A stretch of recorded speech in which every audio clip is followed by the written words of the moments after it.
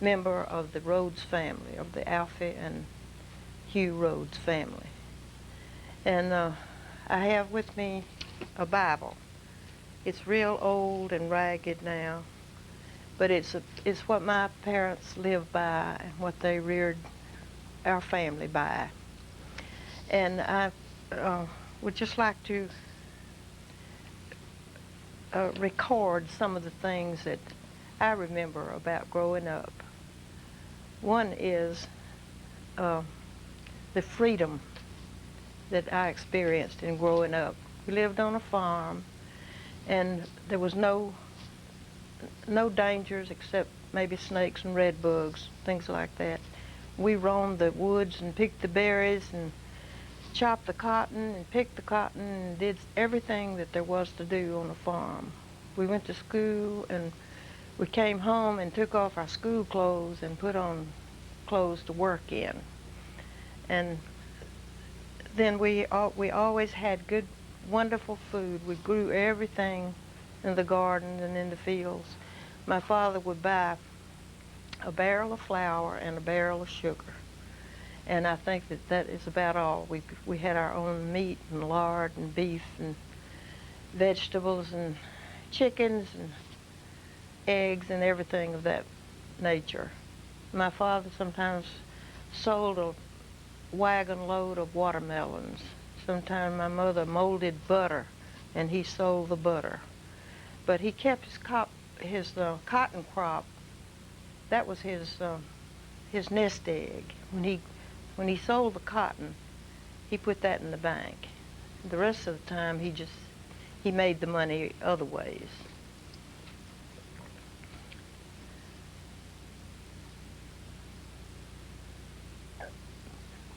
We went up to Bethel, Arkansas, to a little country church where my grandfather Bird, Needham Bird, was buried.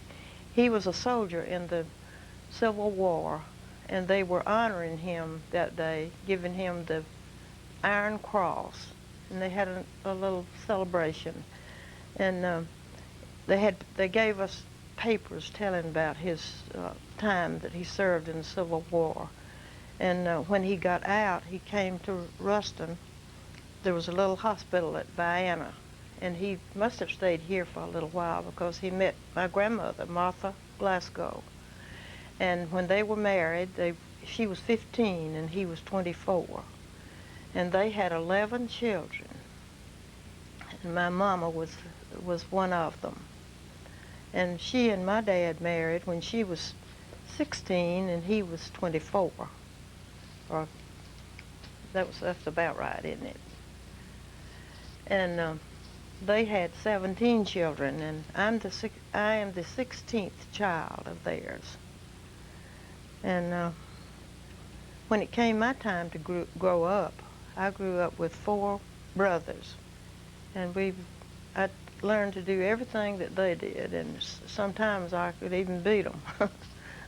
My dad used to tell me all the time, you're not going to let those boys beat you, are you? Like picking cotton or whatever it was we had laid out to do. And of course, I was real anxious to please him always. So I made sure that I did my best to overcome. When I think about, you hear so much about, people talk about love in families, and I didn't ever hear a whole lot about that word, but I sure saw a lot of it in action. I saw a lot of loving favors and things done that weren't headed up as love. It was just what people should do. We always went to church when church was in session at our church. I never thought about trying to goof off and not go. It never occurred to me to do that. And I've always thought that maybe I was just a little bit retarded and just didn't have the courage to be obstinate and not want to go. But I always loved to go and enjoyed it, and due to this good day. But there never was any pressure about that. Never was mentioned that you have to go. We just went. My father's name was Joseph Pearl Rhodes. I never knew what the Pearl was about, but I assume it was a family name. And my grandmother was Elizabeth Woolley, and I don't know much about them because they were gone before I came. My mother and father farmed, and twice they moved to Texas because they knew about the wonderful farming land out there. And they took this train load of young'uns and went to Texas. And each time they moved to Texas, they just stayed 1 year. They hit a drought both times and had to come back to Louisiana and farm in the hills. And I think about how much influence there was on us growing up about what people did for other people. I know we always had a big crop of strawberries, and my mother would say, go and pick a gallon for this neighbor and a gallon for this neighbor. And I said, Mama, why can't they come and pick their own berries?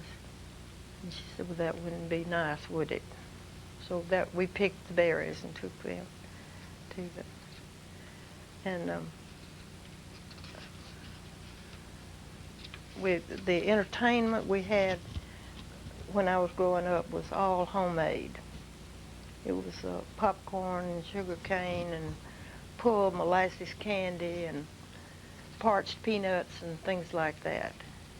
And my dad we'd sit around the fire at night, and he would peel Miner and me, that was my younger brother, peel us sugar cane and sit and talk. And sometimes Papa would say, Sis, can you talk like old man so-and-so, you know?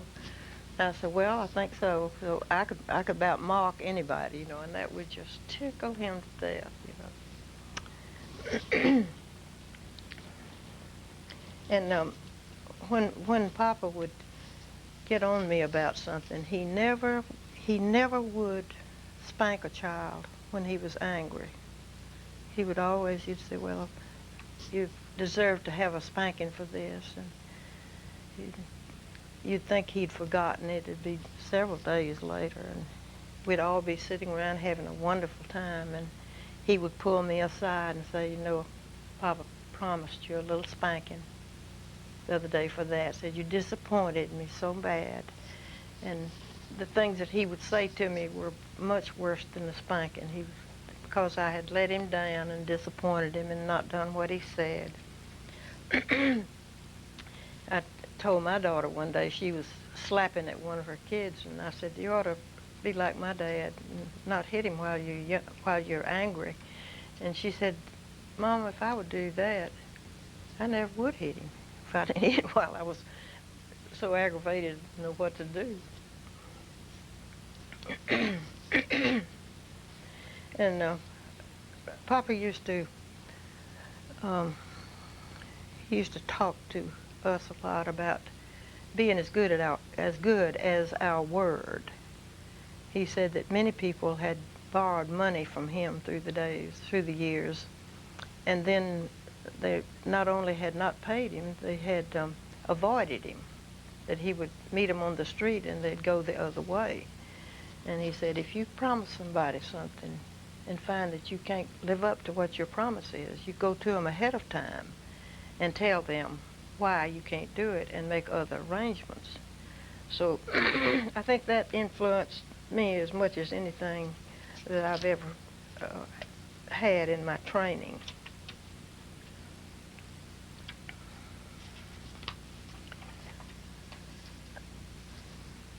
Talking about all these children they had. They'd come home on weekends. Most of them would come home real often. Some of them every weekend, and most of them would come often. We had feather beds, feather mattresses on our beds, and I spent lots of time straightening and smoothing and making those beds up.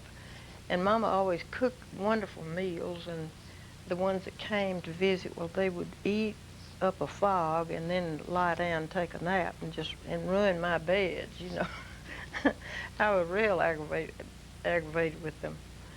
But they'd bring great big hunks of ice and we'd make ice cream and then my dad would take sacks and gather up all the things. He called them father-in-law sacks. He gathered up the sacks of food and things for them to take home with them. You know, vegetables and whatever he could find, and melons and fruit. We already had apples and peaches and figs and everything like that. Potatoes. And he was a very giving person. When the preacher would come, Papa would load his wagon down with things, and he would give money too. But he was always very supportive of the pastor.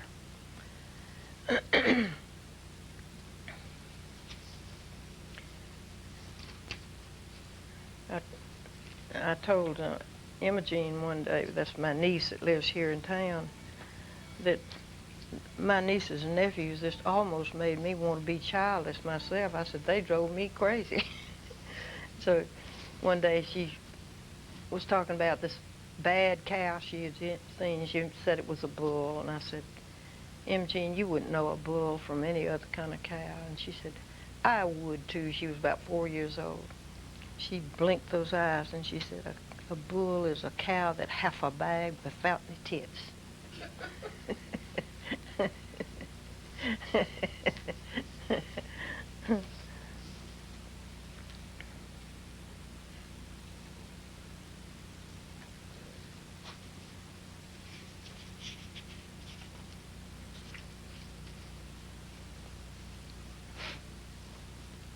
All right. When Mama and Papa had about 14 or 15 kids, I don't remember. I wasn't there, so I don't know. Grandmother Bird came to see Mama, and she was getting really disturbed about how many there was of us. And she told Mama, she said, don't you think that it's time for you and Hugh to hang up the tools? But as you can see the results, you know that it didn't work. They didn't hang them up. And my dad was always very, very frugal, and Mama was too. And Minor and I went to grammar school at the same time, and she fixed our lunches in a gray enamel bucket. I don't know what was, but one day Minor said, Ruth, where did we get that school bucket that we have our lunch in every day?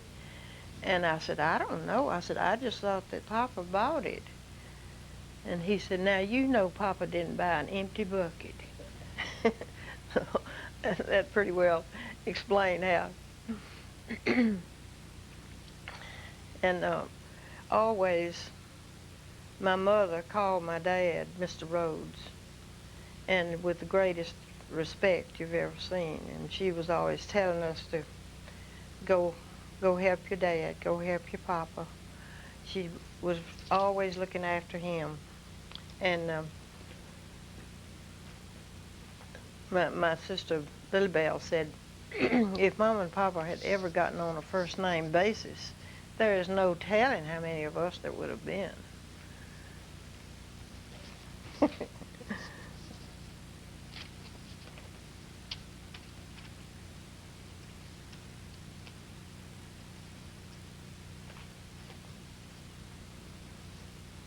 When I was in high school, I had long hair, and Papa didn't want me to cut it.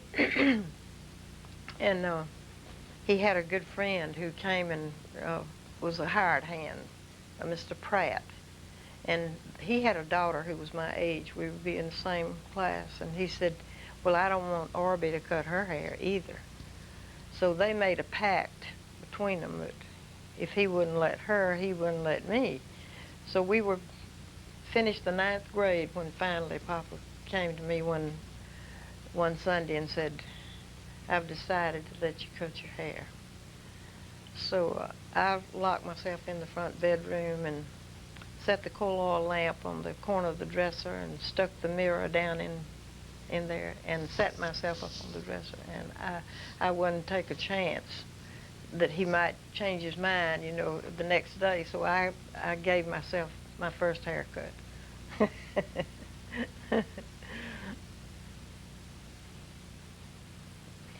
One, he always told me that his mother was firm with them. He was so glad she was firm, and all I could think of about being firm was the field. You know, I thought, what on earth does he mean by that? And finally, as I grew on up and had a lot of dealings with his firmness, he told me that when his mother told him no, she meant no, and I didn't need to try to talk her out of it. And she said yes, well, that was it. And we found out real early that he was the same way. If you asked him one time and he told you you could do it, well, you could. And if he's told you you couldn't, well, you better forget it. Just go on. That's just the way it was. he was the youngest of two brothers, and there were three of them in all. And his mama was a precious lady, and they worked hard and had nothing after the Civil War. And she taught them what they needed to do and what they didn't need to do. And he said that one day they forgot to bring the wood in, cut the wood and bring it in for her to fix their lunch. And so when lunchtime came, she blew the horn for them to come out of the field. And they went home, and there was an axe on the table, and she was gone. So they got that message right soon and reformed to meet the deal. One day, Papa said that Uncle Billy, he was the oldest, he said, well, boys, today we're going to go to the woods and we're going to learn to cuss. So he said he mounted a stump or something, got up there, and he's consarn it, dad gum it, dad burn it. Oh, he says, I don't know how to cuss. So they had to give that up as a bad deal. And he said one day they climbed up on the barn. He said, you think the Wright brothers are the ones who started the flying idea. But he said long before they thought about that, well, he and his brothers, they got on top of the barn. Each of them took a bundle of fodder, put under their arms, and took off. And it was a pretty rough landing, I think. When salesmen came through the country, they were always pointed to go to their house because they had room they could sleep there. So he said on Sunday mornings, my grandmother cooked biscuits during those hard time days, and that was a real treat. And she was talking about there were two men that came one time, and the next morning they held hands around the table and said a Bible verse.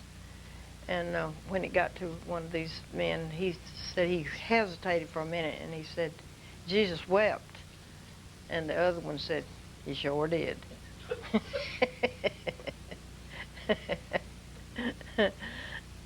And he said that one time there was a man came, and he had a little boy, his little son was with him, and he kept saying, Paul, pass the biscuit.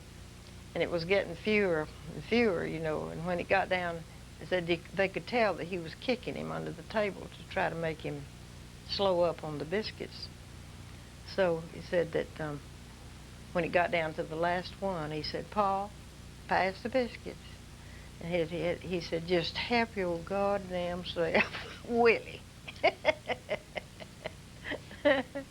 He was so mad at him, he didn't know what to do. When we would have association meetings at our church, well, the preachers and everybody else would, and in those days you didn't invite people to come to your house. They just said, I'm going to your house. I'm going. So one night I remember there were 60 people spent the night.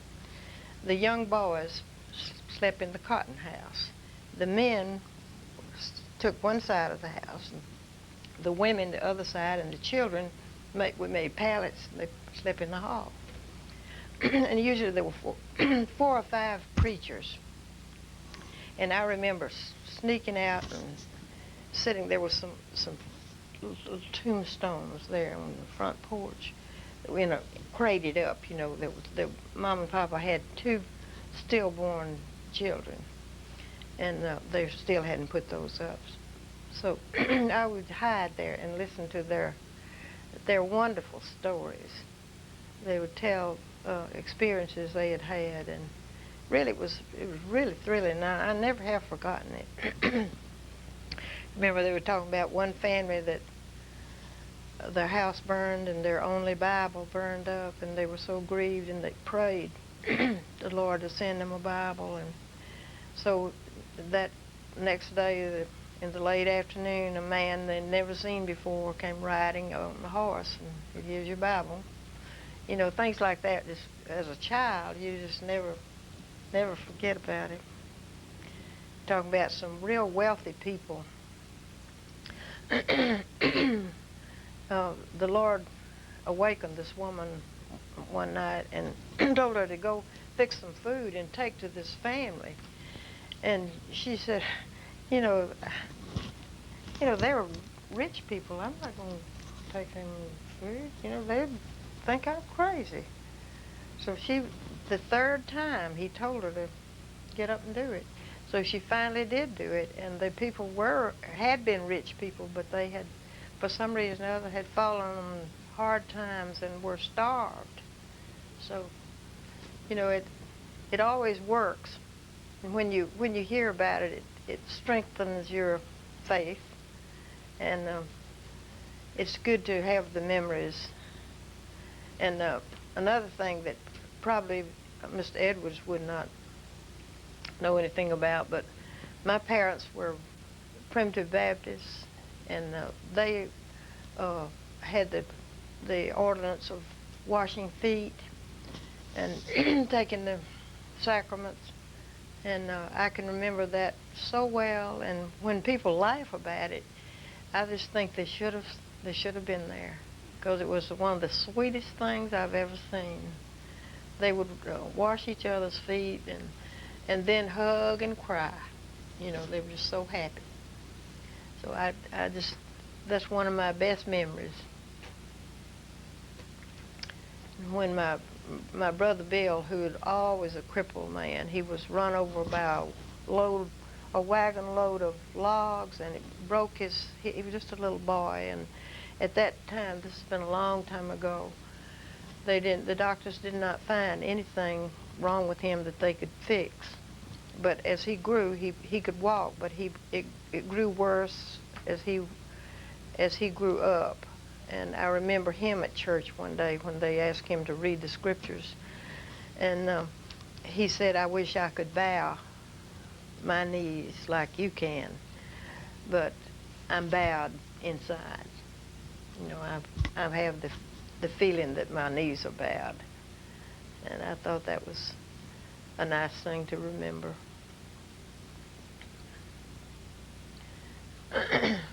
And my brother Reason was a Primitive Baptist minister, and he was called when he was about 14 or 15 years old.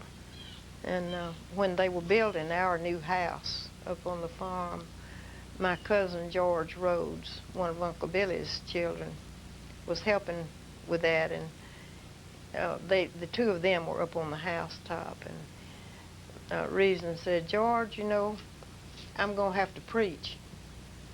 He said, "Well, Reason, just go ahead. Just go ahead and preach." So I don't think he started right then, but he felt the need and felt like he would, and he added a lot to our lives. He was one of those people that would get the feeling in the night that something was wrong with some member of the family, and he would get up and go to them, and he always would be right. And I remember when my brother John died, he had typhoid fever and was sick for a long time, and Papa said he just didn't know how long he might live, and Reason was conducting an associational meeting somewhere, and he came in a few days and told my dad, said he'll die Thursday, because he said the Lord has given me every scripture that I'm supposed to use for every day this coming week except Thursday, and said I just believe that's the day, and it was the day he died. Think about all the times that we went to school. When I think about my years of going to school, we lived in a sort of a remote place where there was a road that went by there two different ways, but the school bus did not come that way. It was not a public road, and we had to go across a creek and meet the bus a half mile away to get to school. But we always had our we call them overshoes, our galoshes and raincoats and everything. And we never ever even thought about letting rain stop you from doing anything, or snow either. It was, Mama's wash day was Monday, and sometimes it would be raining, and I would say, Mom, why don't we not wash today? And she'd say, I never hung out anything that didn't finally get dry. You know, this is the day we wash, so we washed. She had a schedule, and she wanted to meet it. And talk about all these children. When my mother died in 1960, she had 62 grandchildren and 132 great-grandchildren at that time. Now there are more great-grandchildren, and there are more great-great-grandchildren that have been added, but I don't know the numbers on that. But of all the wonderful, happy things that happened at our house, I think, was when Mom and Papa had their 50th wedding anniversary. And, of course, we all came. They all came. Relatives from Texas and a lot of places. Cousin Jimmy Woolley and, people that I didn't know a thing about. And we had a wonderful celebration and had a photographer come and make pictures, and they were terrible pictures, but that's the evidence.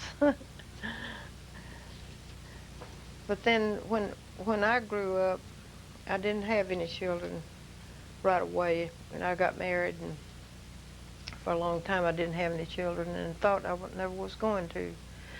And had an opportunity to adopt two precious little girls, and that's the way I got my children. And now I have let me see, I have 5 grandchildren now. I think 4. I have 4 grandchildren, all boys. And it really, when I adopted my first little girl, well, my friends all told me that I was too old to adopt children, that I shouldn't do it.